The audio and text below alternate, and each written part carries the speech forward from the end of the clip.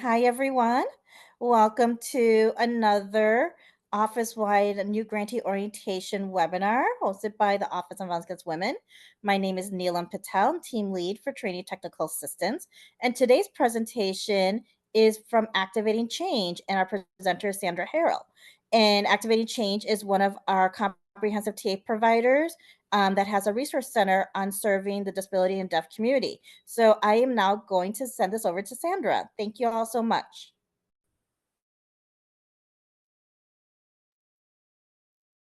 This is Sandra. Thank you so much, Neelam. Thank you so much, Mackenzie, and welcome everyone.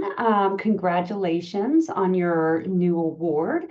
As Neelam said, Activating Change runs the Disability Deaf Resource Center, which is a comprehensive technical assistance provider for the Office of Violence Against Women's grantees and any potential grantees.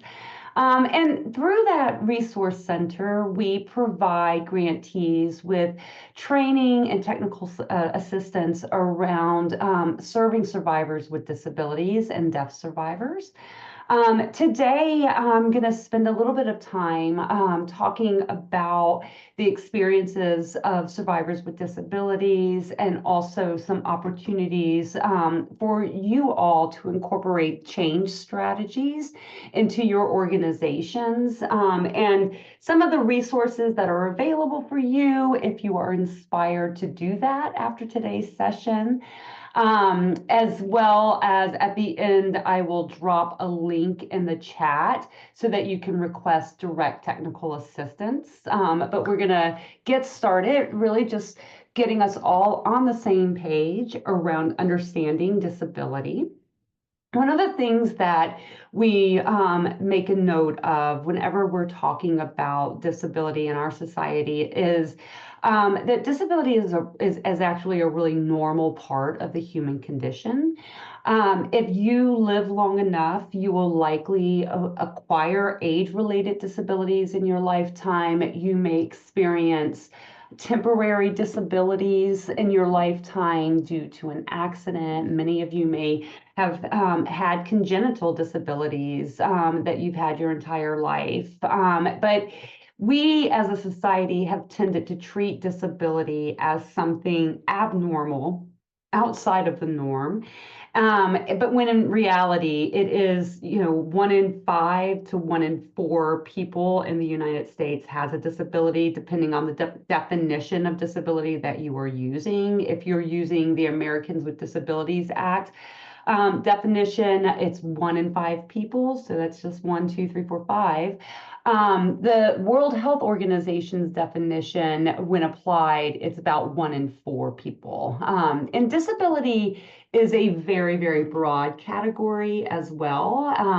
A lot of times we have been taught to think of disability as primarily physical disabilities, partially because the icons that we use to mark something as being accessible usually has a person who's using a wheelchair. And so in our mind's eye, we might think of disability as primarily physical disabilities or sensory disabilities, because we will often see in our spaces American Sign Language interpreters or captioning, which will remind us, oh yeah, there are deaf people as well in the world. But in reality, as I mentioned, disability is much broader category, and it includes disabilities that impact a person's processing of information. These are called cognitive disabilities, and this can come in the form of something that is acquired through head injury. People who have traumatic brain injuries often experience cognitive disability as a result. Or it can also be congenital. It can be something that is present with you from birth. Oftentimes you begin to notice it once you become school aged and you realize that your ability to read is a little bit more challenged, and you might get diagnosed with dyslexia or ADHD. But regardless, it's a matter of, it's a disability that impacts your ability to process information. It doesn't necessarily mean that you cannot learn past a certain point. Those are intellectual disabilities. Intellectual disabilities impacts a person's ability to learn past a certain point. And these are often present at birth and then again identified once you go through the stages of development. You can acquire an intellectual disability again through head injury, which can make you lose a lot of what you've already learned, a lot of what you've already memorized, or impact your ability to create new memories. But for the vast majority of people with intellectual disabilities, these are something that have been with them since birth. Some of the things that impact people with intellectual disabilities, probably more than any other category of disability, is what we call infantilization.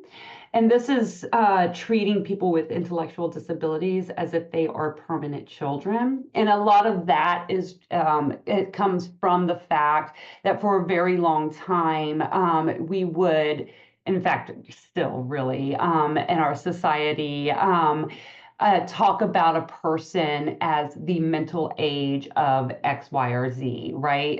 So we would be talking about a 25-year-old woman and say that she has the mind of a 10-year-old. And this has really led to thinking of people with intellectual disabilities as being kind of permanent children. And one of the results of that is, and I think I touch upon this later as well, but while I'm on it, one of the results of that is that we deny people with intellectual disabilities information about healthy boundaries, about healthy sexuality, about healthy relationships, because we're assuming that they will never have those types of relationships.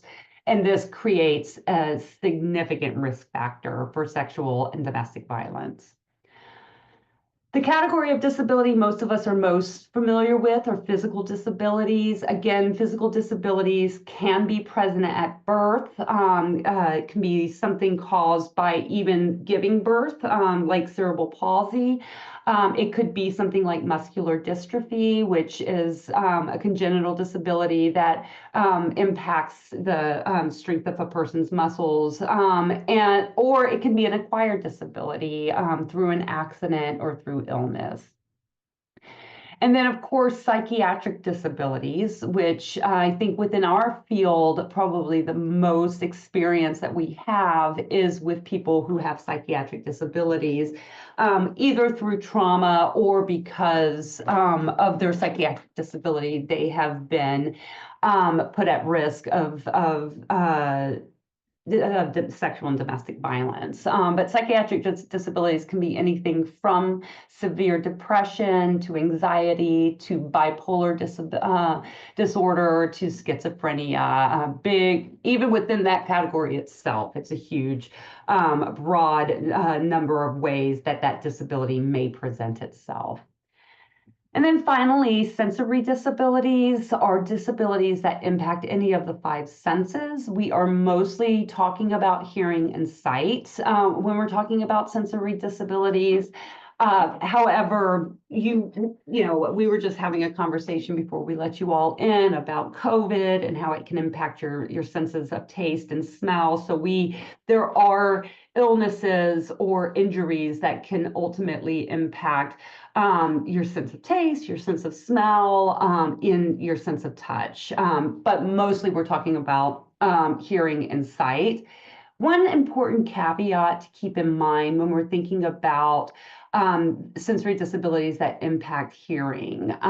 There's not all people who have acquired hearing loss or who have hearing loss identify as having a disability. There's a large subset of people who actually identify as being a cultural and linguistic minority that is defined by the use of American Sign Language. So it's just a cultural minority minority, and they see themselves as big D deaf versus little d deaf. And so that is just an important thing to keep in mind, because when you are working with deaf survivors in the work that you're doing, it is not just a matter of providing language access. You also want to make sure you are providing culturally relevant services to the deaf community. I don't know if we mentioned this at the beginning. It may have been mentioned, but I may have zoned it out. But if you have questions for me during this, it would be great if you could put them in the Q&A pod, because the chat is already really, really active with all of you saying hello to each other and introducing yourselves.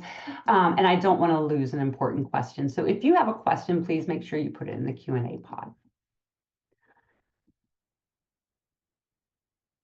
I think it's important, as we're thinking about serving survivors with disabilities, to understand sort of the cultural and societal context that people with disabilities bring into our services. And so it's important to know that for a really long time, people with disabilities were really treated as if their disability was a curse from God, or that it was some sort of karmic retribution for bad behavior. And that really defined the experiences of people with disabilities for hundreds and hundreds of years, to the point where if a person gave birth to a child with a disability, there was an immediate reflex of putting that child into an institution setting. And so for many people with disabilities of a certain age, their early lives were spent in an institution. Over the years, that religious sort of moral model of treating people with disabilities shifted to more of a pity or charity model. If you think about, for instance, Jerry's Kids, those of us of a certain age may remember the commercials that would air showing kids with disabilities, and trying to really evoke a sense of like pity, so that people would be charitable and offer money around fixing the disability or addressing the barriers that kids with disabilities experience. One of the interesting things about sort of this model is that a lot of times, in order to evoke that sense of pity or charity, the main people featured in any sort of advertisements or campaigns around disability were children. And so this also has fed into people with disabilities generally being seen as permanent children. So as I mentioned in the earlier slide, people with intellectual disabilities are assigned this mental age, which causes them to be treated as permanent children. But then you have this sort of pity charity model that also is trying to evoke that the people to feel sorry for people with disabilities, and who's more sympathetic than a kid with disabilities. And so it's mostly children who are featured, then further cementing in our culture's mind's eye that people with disabilities are forever children. And then the third way that our society has treated people with disabilities is through a medical model of disability. And within the medical model, disability is seen as something that should be fixed or cured. Many people with disabilities have extensive trauma associated with medicine and with the hospitals because of everything that they were put through growing up, trying to fix their disability, trying to cure their disability. A lot of people with autism also talk about sort of the ABA model of treating autism, which they now adults will, in reflecting upon it, experience that as abusive, yeah, because they were trying to that force the kids with autism to sort of comport to societal norms, there was a lot of restraint and sort of control of those kids in order to get them to behave in a way that was seen as the norm for society. So in the chat, I know I said use the Q&A, but I'm wondering if in the chat you can spend a little bit of time reflecting on what is the overarching sort of story that is being told for each type of way that we have treated people with disabilities throughout history, whether it's thinking of disability being a curse from God, or that it's something that needs to be pitied or cherried, or something that needs to be fixed. What's the overarching message that you might be getting from these models? And we do have one person saying it's deficit based. Exactly. You'll hear a lot, especially within the medical model and the pity/charity model, of around loss. That it's not something positive at all. That disability is defined by having something less than. And I'm seeing a lot of this in the chat as well, that they are different. It others people with disabilities. It creates a stigma, and Rebecca is saying it's less than, right? And when you carry that around with you, that this being treated as if your personhood is something that needs to be fixed or cured or pitied, it does result in sort of a belief about yourself that your basic needs in order to participate in our society are burdensome. And this translates even into like our Americans with Disabilities Act. It talks about reasonable accommodations being provided that they are not an undue burden. And I like to sort of take this idea, this notion of people's access needs being something extra or special or different, and turn it on its head, because we all receive accommodations every single solitary day. The world is accommodating our access needs all of the time. If we were not primarily a sighted society, we wouldn't need lights in the evening time. We wouldn't have street lights. We wouldn't have shoe stores on every corner if we were mostly people who were using wheelchairs. All of these things that we consider as just like basics about our needs are not seen as extra or special or burdensome. But in what we have done with the models of disability and the way we've treated people with disabilities in our society is that we have reinforced this notion that anything a person with a disability needs is special, is extra, is burdensome. And people with disabilities carry that inside of them as well. They've experienced it. We just conducted a listening session on a project that I'm working on. And one of the people talked about how, so the project that I'm working on is around addressing abuse by personal care attendants. And one of the people talked about how when she was able to hire her own personal care attendants as an adult, it was so freeing for her, because the way that her mother had treated those responsibilities had made her feel like such a burden, like that she was just too much, too extra. And so these are messages that get reinforced from not only society at large, but even within the family unit. So all of this is to sort of set the stage for you that we in this field of providing services around domestic and sexual violence, like we have a responsibility to be able to treat access needs as just standard ways of doing business. And so we'll talk a little bit more about how you can get there as well. Before I do that, I did want to paint a little picture of domestic and sexual violence in the lives of people with disabilities, because another thing that ableism has done really well is it has marginalized people with disabilities in our society. And so a lot of you may be out there thinking, gosh, I don't think I've worked with someone with a disability, maybe psychiatric disabilities, but I haven't really worked with people with intellectual disabilities in the course of my doing this work.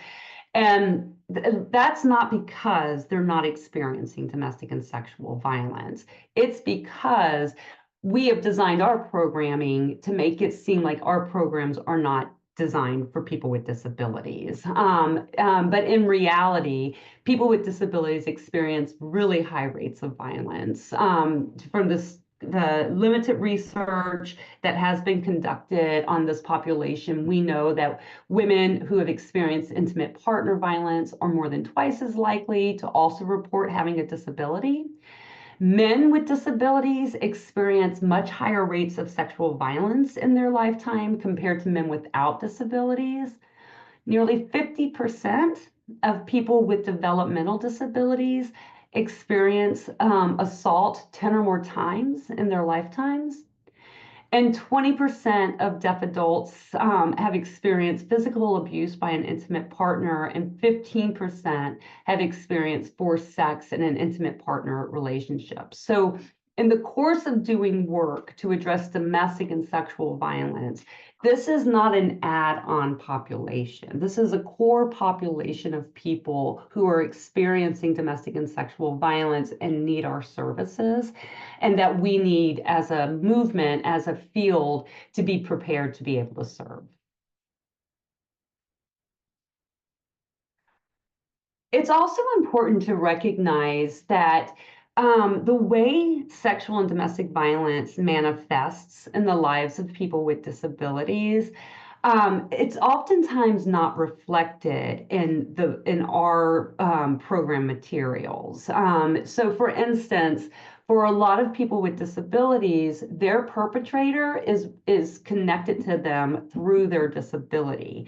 They can be personal care attendants, as I mentioned just now. They could be drivers of accessible transportation. They could be someone who's working in like rehabilitation therapy that is causing the harm.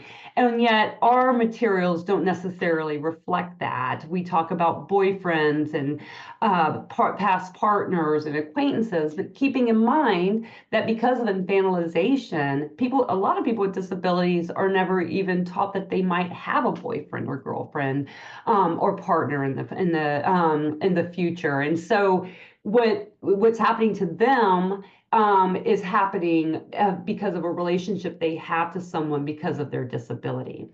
And not only is this a problem that those types of perpetrators are not reflected in our literature. What is another problem with all of this, with people experiencing harm by somebody who is connected to them because of their disability? What is a message that they might be receiving about that, given the high rates of victimization also that are happening? And you could type your thoughts in the chat.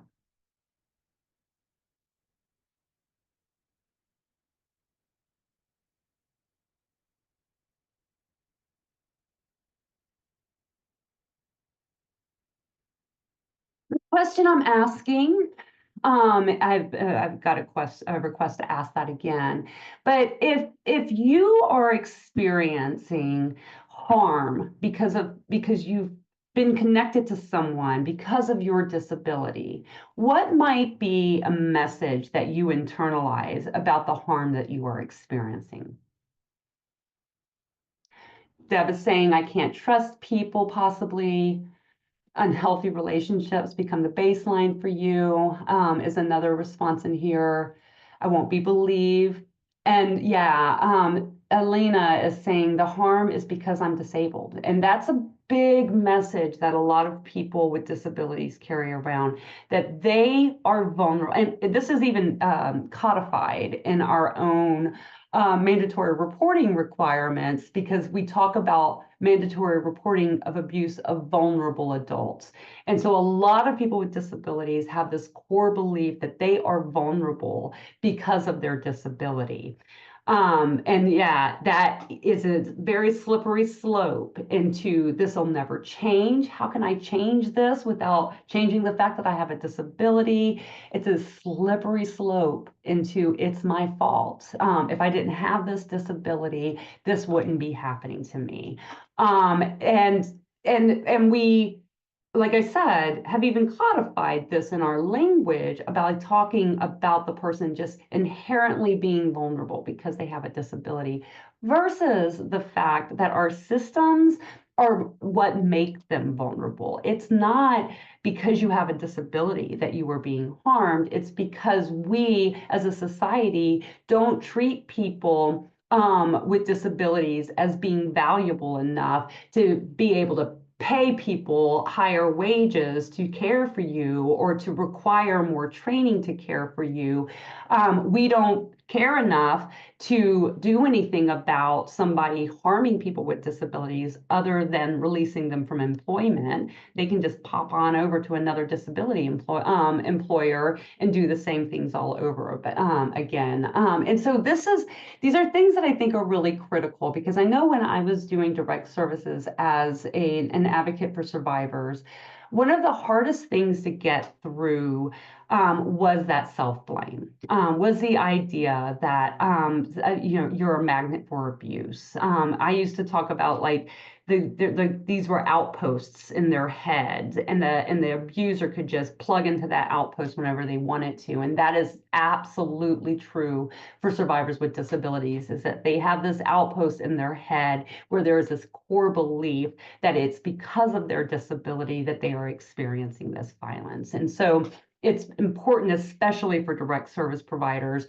to recognize that and to be able, as advocates and as people who support advocates, to be able to kind of critically discuss that with a survivor with a disability, to be able to hold up for survivors with disabilities all the ways our society makes them vulnerable. It's not the disability itself that makes them vulnerable, but society is creating those vulnerabilities by being inaccessible, by having very low standards for employment of people who are in really important roles in the lives of people with disabilities, all of that sort of stuff.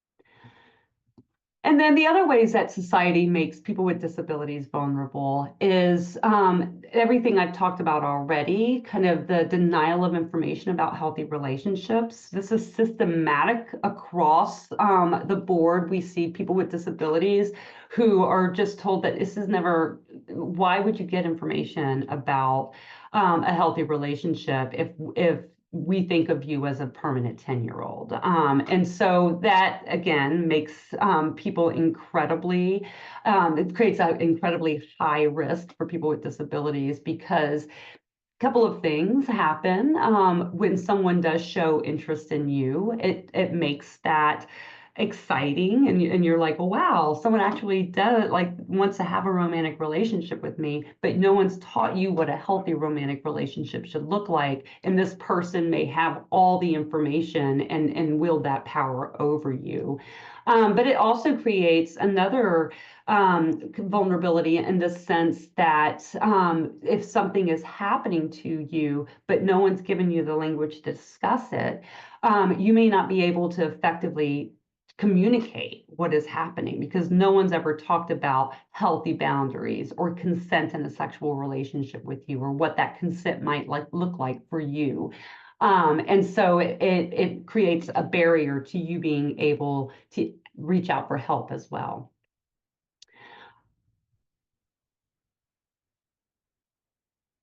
And I'm seeing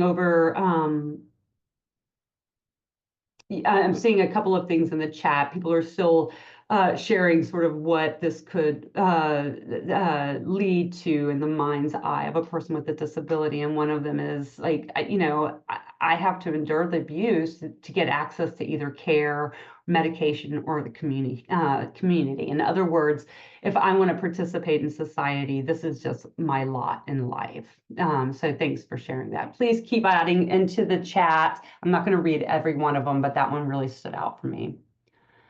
And then, all of what I've been talking about so far when it comes to understanding sort of the cultural and societal context surrounding people with disabilities, it really is just about systematic oppression of people with disabilities. People with disabilities are isolated oftentimes in special education or special Olympics, and they put into different places, not into our mainstream society. Oftentimes that isolation pushes people with disabilities into the margins of our society. And this really results in the ability to exploit people with disabilities with relative impunity. In fact, in most places in our country up until 2020, not 1920, but 2020, it was perfectly acceptable to pay people with disabilities pennies on the dollar for their labor. No living wage, no expectation of a minimum wage. Because they had a disability, employers were given a pass and basically said, if you employ this person, you can pay them well below the minimum wage, creating, of course, sort of a cycle of poverty for people with disabilities. And that cycle of poverty is further sort of compounded by the fact that you can't make over a certain amount of money and still get your public benefits. Public benefits, by the way, that pay for your personal care attendants, your equipment if you need a wheelchair or other assistive equipment, your health care. So you can't make over a certain amount. And there's also a marriage penalty for people with disabilities. If they get married, they can lose their public benefits as well. So it just creates this cycle of poverty and further sort of it makes it impossible oftentimes for people with disabilities to escape a harmful, abusive relationship. In addition to those dynamics, there's the added dynamic of lack of confidentiality. And so for some communities, for instance, the deaf community, the communities are small and close knit, and even the ASL interpreters within those communities are, while they're hearing, they're very much a part of that small, close knit community, which can make it feel like if I go to a hearing service provider and they pull an American Sign Language interpreter in to provide me with communication access, that ASL interpreter could also be the person who interprets for my history classes or interprets at my church on Sundays. And it can feel, even if then the interpreter has the highest standards of ethics when it comes to what they're interpreting, and they would never violate confidentiality, it could make the person, the survivor, feel like they don't have confidentiality.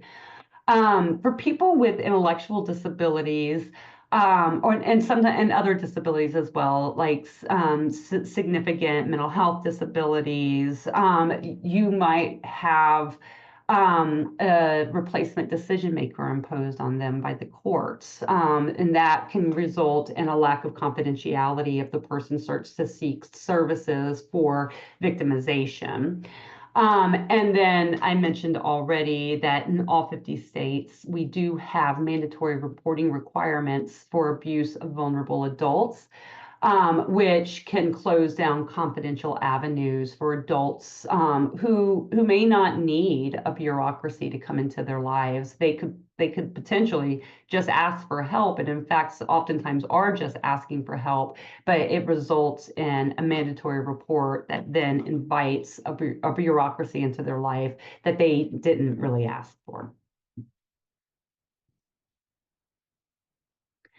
Other layers for people with disabilities include being fearful of being institutionalized should they disclose that they have a disability or that they are experiencing victimization. And these are things that abusers often really leverage as a threat. Like, sure, go ahead, tell someone that I'm doing this to you. All that's going to happen is I'm going to get a slap on the wrist and they're going to put you in a nursing home. And this is borne out in real life experiences from people with disabilities who've had a mandatory report made on them. The investigators come in and decide that the person would be safer in a nursing home. And I know that, when I was working with survivors directly, one of the things that I always wanted to pay attention to is like, what was their primary emergency? A lot of times, for the survivors I was working with, their primary emergency, once they got into shelter, was no longer their abuser. And it was a matter of figuring out, okay, what is it that you need to settle right now before we start to address this other stuff? What are the things that need to be settled for you so that you can be present to address these other things going on in your life? For people with disabilities, that primary emergency might be that they are so afraid that they are going to lose their freedom, that they're going to lose their independence. And so it's important for advocates to recognize that that's a real fear that they may be sitting with. And it's part of the reason that later on I'll talk to you about some of the changes that you can make within your organization, include addressing and making very clear whether or not you're a mandatory reporter. A lot of times advocates are not mandatory reporters, and that's a good thing because you can set that aside. Hey, you can talk to me. This is a confidential space. We can talk through everything that is happening to you and make plans for your next steps without me having to tell anyone. But if you are a mandatory reporter, that's critical as well for you to figure out, because you don't want to invite someone to talk to you about these things without you being really clear that what can happen next. There may also be a fear or a threat of losing their personal care and other services.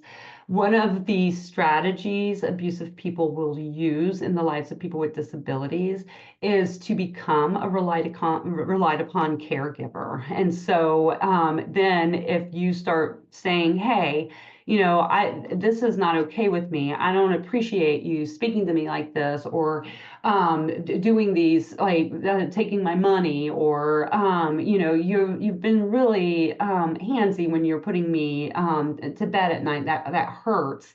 You start to speak up for yourself in those situations, then the person can be like, well, fine, I won't do this for you anymore. And then they'll just leave you without any personal care whatsoever. And so that's a real threat that is, again, borne out in lived experience. Another issue that comes up for people with disabilities, and this becomes really important when you are, for instance, doing safety planning with survivors with disabilities, is a lack of accessible transportation. In every single community that we've worked with in over 100 communities at this point across America, we've conducted a needs assessment in every single one, and in every single one of those needs assessment, the lack of accessible transportation is a significant issue for people with disabilities. That, to get to appointments, to get to work, to get to any of the things that you need in order to live an independent life, it's difficult because either accessible transportation is non-existent in that community, or it's very, very limited. Oftentimes, the accessible transportation that is available in communities are on a fixed route, which means that someone who is leaving an abusive relationship, the abuser will know exactly where the accessible transportation is going at any point just by looking at the fixed route that accessible transportation is on. This is why I said it's an issue when it comes to safety planning as well.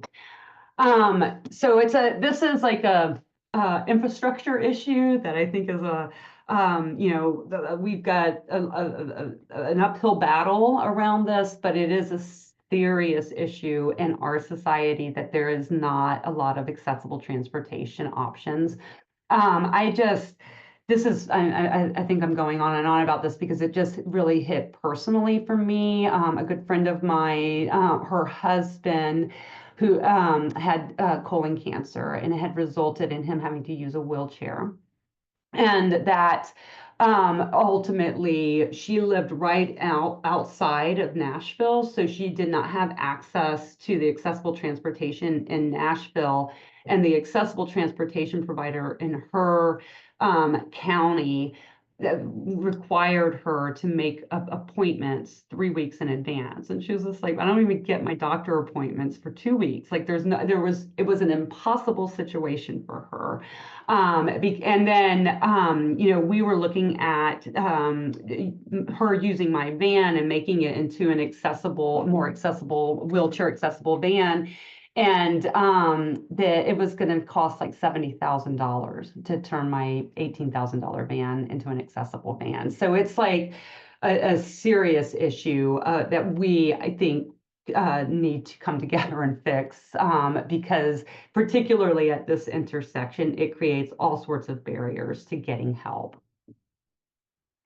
I've kind of went on about this already, but when you are denying information about healthy relationships, about unhealthy relationships, about what abusive behavior is, what isn't abusive, it really makes it difficult for someone to know that what they are experiencing is actually abuse or criminal behavior. They might think this is just, as we've seen in the chat already, this is my lot in life. This is what my trade-in is, in order to get the supports that I need. I have to experience these sorts of things. And then we've also talked about the fact that they may have experienced violence throughout their lives by multiple perpetrators, which again reinforces this notion that they are a magnet for abuse, that their needs result in abusive people coming into their lives, and also just they have compounded trauma.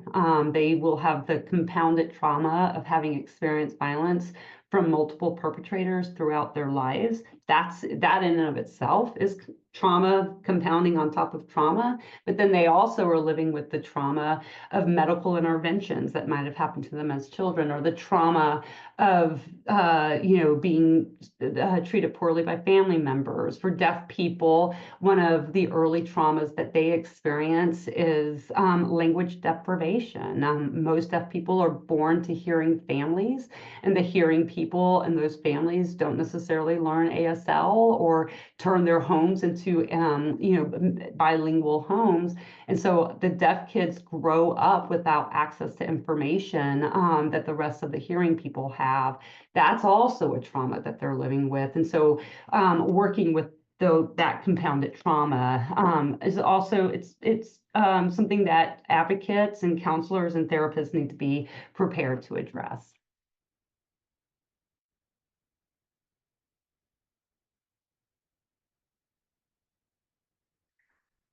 And then in addition to all of that, we also, our organizations have barriers within them. Disability organizations are often not equipped to address victimization. They're primary response to disclosures of victimization is mandatory reporting.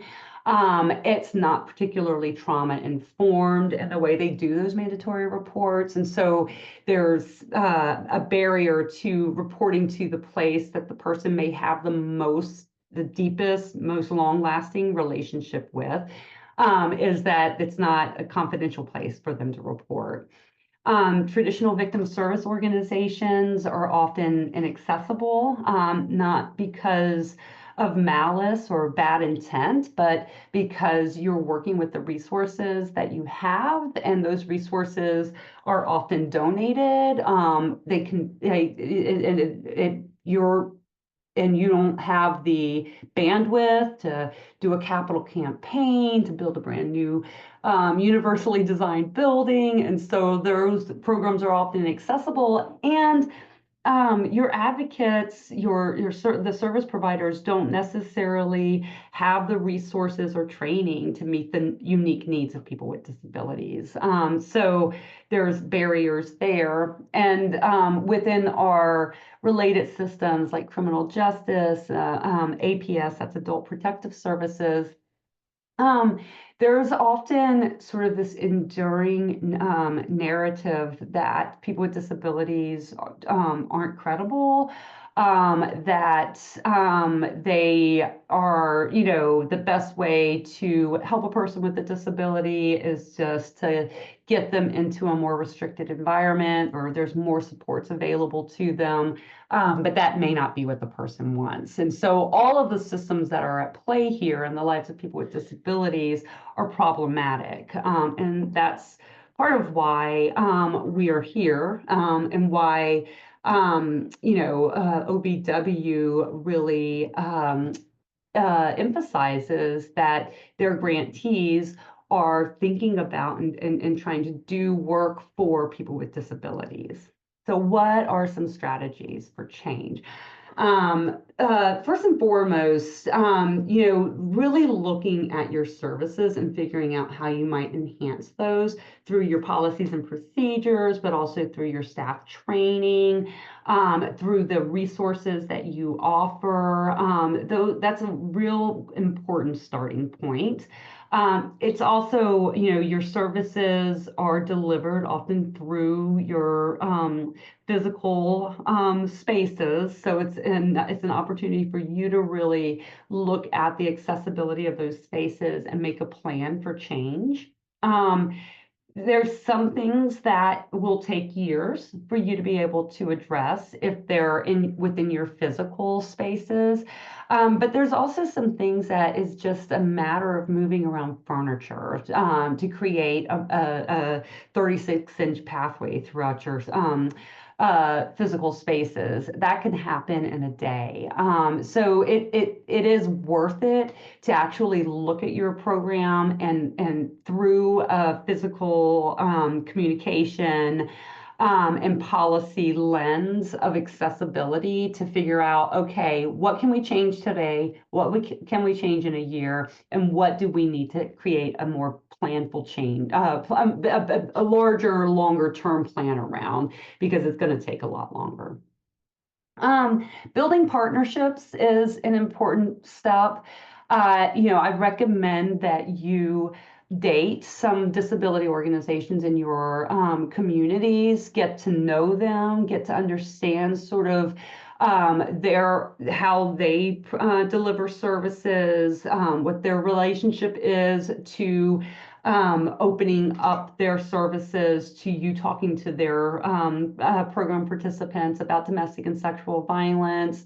Kind of get to know the disability organizations, and then really figure out which ones you want to have a longer term relationship with, because those disability organizations can be incredibly helpful for you if you need to get emergency equipment for somebody, if their abuser has broken, for instance, their wheelchair or other assistive technology.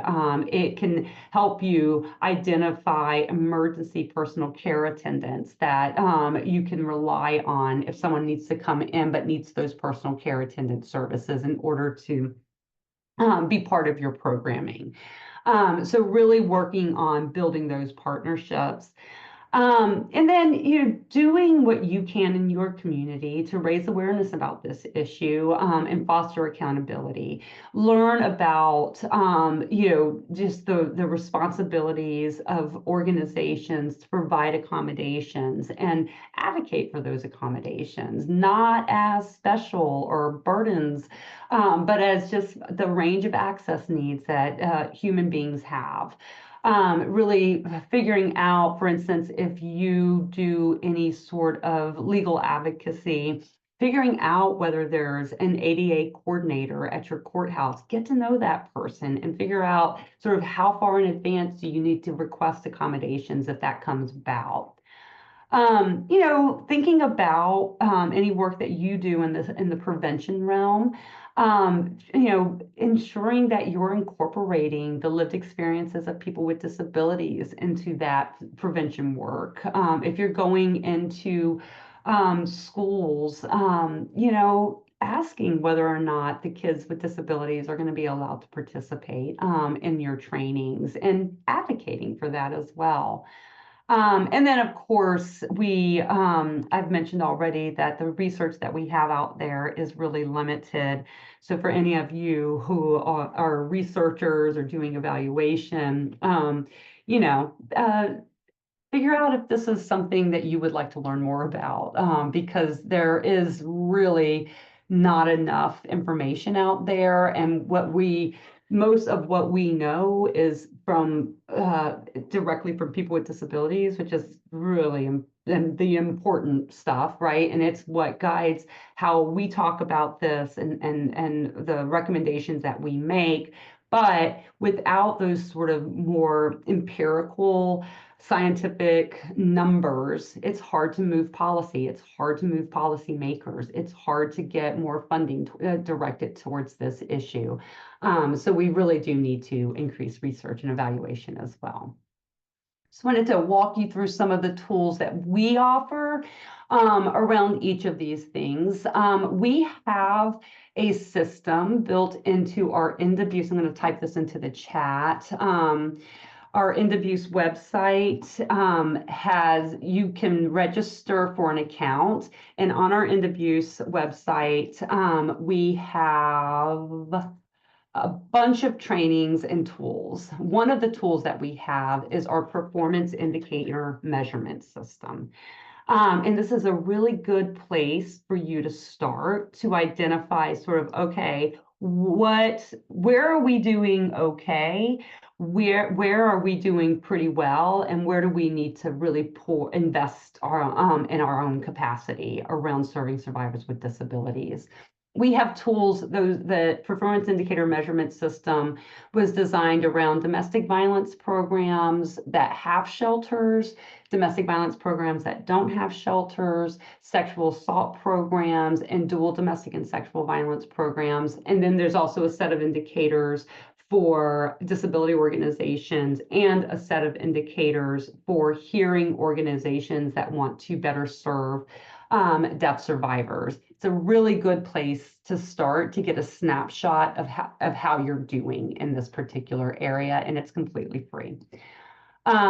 We also recommend that you're paying attention to policies and procedures that are like really specific to survivors with disabilities, including your mandatory reporting policy, policies around working with somebody who has a guardian, representative payees. This is particularly if you're working with someone who's experienced financial abuse, the representative payee system is one that is often exploited, and with it's kind of easy to exploit. So like having policies in place around that as well. And then importantly, making sure that you have an accommodations policy, and that policy lays out how to get accommodations and your organization's expectation about what is a reasonable time frame. And I would say a reasonable time frame is less than 12 hours, because I don't know about you, but if I were to show up in a crisis and need support, I wouldn't want to wait 3 days to be able to talk to somebody for the first time. So really looking at your accommodations policy to make sure that it is emphasizing the needs of the survivors and not, making it easier on your organization. We also have resources for online, same ndabusepwd.org website, that are trainings designed specifically for direct service providers. And there's 3 courses that I would recommend. One is on building accessible and safe services through your policies and procedures. We walk you through some of the key things that you would want to include in each of these policies that I just addressed. There's a course on assessing your organization for physical access and safety. So basically, how do I conduct an access review of my organization? And then accounting for access in your program materials. So making sure that your intake materials are accessible to people, all of the materials that you hand out to survivors, that they're accessible to people. And these are all free courses, and they're online courses, so you could take them whenever you have a little extra time.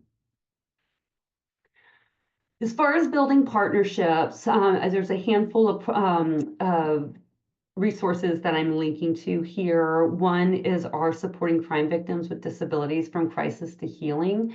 We actually have in that resource a decision tree. So if you're working with a survivor and that survivor is in need of medical equipment, the decision tree kind of helps you get to the types of organizations that can help you get that particular resource.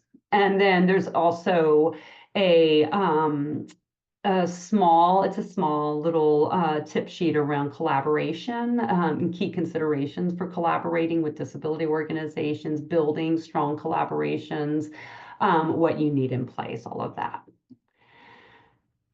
As far as fostering accountability and raising awareness, we offer monthly webinars through our End Abuse of People with Disabilities webinar series. Our webinar this month is on January 21st.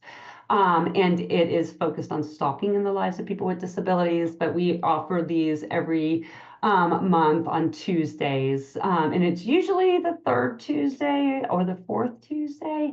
It changes from year to year. I have to look at what it is this year, but you can find that also on our End Abuse website. And then you can also sign up to be on our mailing list, and you'll automatically get notifications as registration opens for these.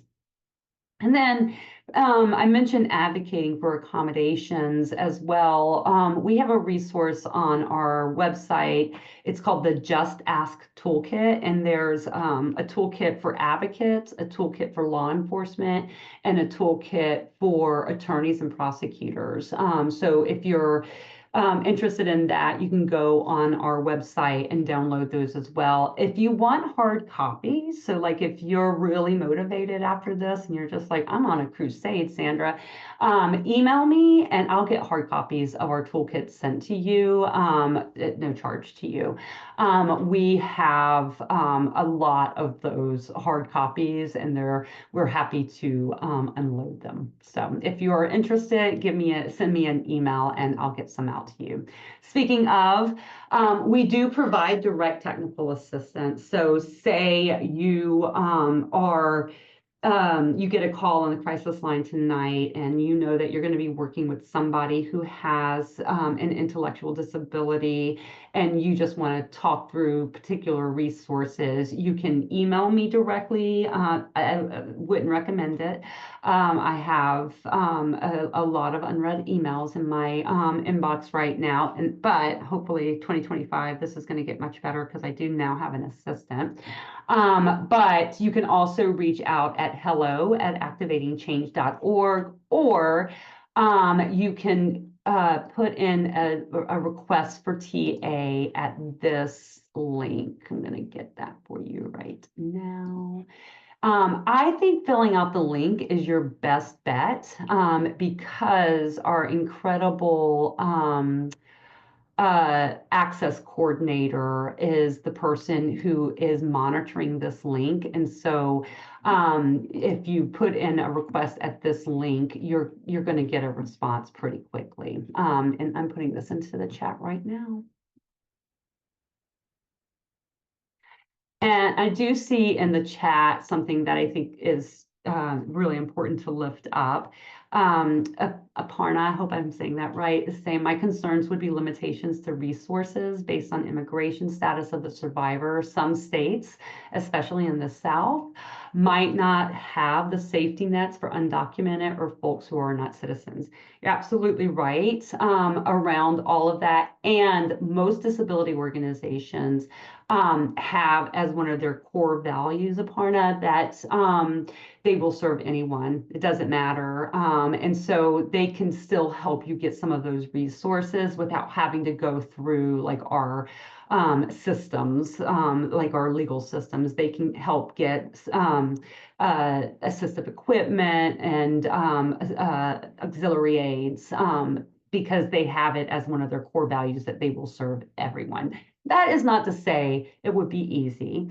And I would say just generally, like any sort of state-based care, anything that's coming through our benefits system, it's hard for documented folks who've lived here. Like there are people who've been on a waiting list for a personal care attendant for 10 years. And so it is not easy generally to have a disability and get your needs met. And I would recommend that more than ever to really start building some partnerships with disability programs.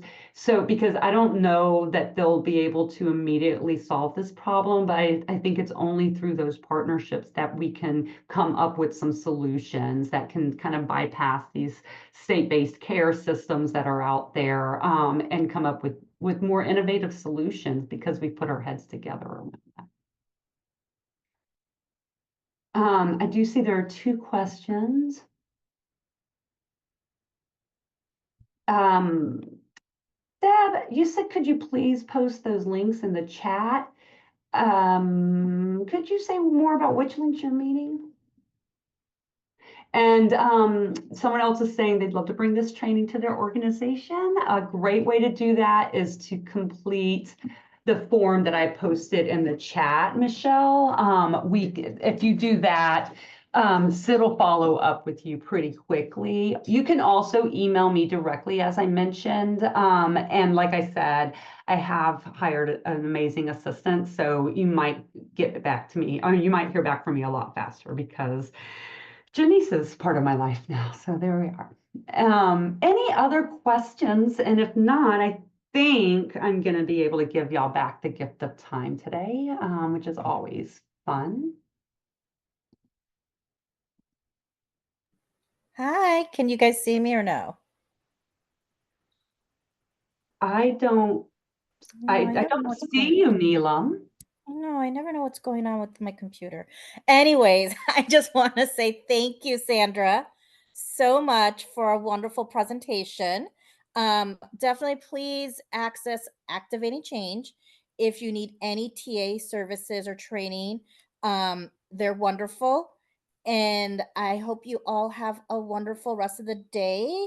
And again, thank you, Sandra. And for their next office-wide webinar is on Monday next week, and we will have the Asian Pacific Institute on Gender-Based Violence presenting on their resource center that is for all grantees on Interpretation and Translation Resource Center. So you all have a great evening and have a nice weekend, and see you next week. Thank you. Thanks, everyone. Bye, everybody. See you on Monday.